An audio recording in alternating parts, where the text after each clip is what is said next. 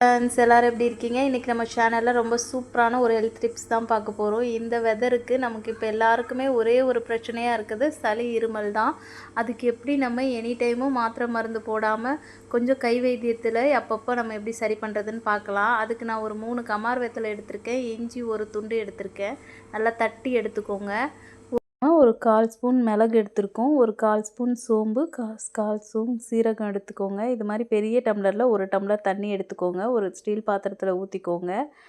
அப்படியே நம்ம தட்டி வச்சுருக்க எல்லாத்தையுமே அதில் ஆட் பண்ணி வெத்தலையை 2 கட் பண்ணி அதில் ஆட் பண்ணிவிடுங்க. ஆட் பண்ணி இதெல்லாம் 1 டம்ளர் வந்து 1/2 டம்ளர் ஆகிற வரைக்கும் நம்ம கொதிக்க வைக்க போகிறோம். 1 டம்ளர் வந்து 1/2 டம்ளர் ஆகிற வரைக்கும் கொதிக்க வச்சு நம்ம வந்து இதை ஃபைனலாக நம்ம மஞ்சப்பொடி தூவி பனங்கற்கண்டு இல்லை தேனில் கூட மிக்ஸ் பண்ணி கொடுக்கலாம். குழந்தைகள்லாம் இருந்தால் 1 வயசு கீழே உள்ள குழந்தைங்கன்னா இது கொடுக்காதீங்க, ஏன்னா இதில் ரொம்ப காரம் இருக்கும். ஏன்னா நம்ம 1 வயசுக்கு மேலே உள்ள குழந்தைங்களுக்கு ஒரு பாலாடை கணக்கில் குடிக்கலாம். பெரியவங்களாக இருந்தால் ஒரு 1/4 டம்ளர் அளவுக்கு குடிக்கலாம்.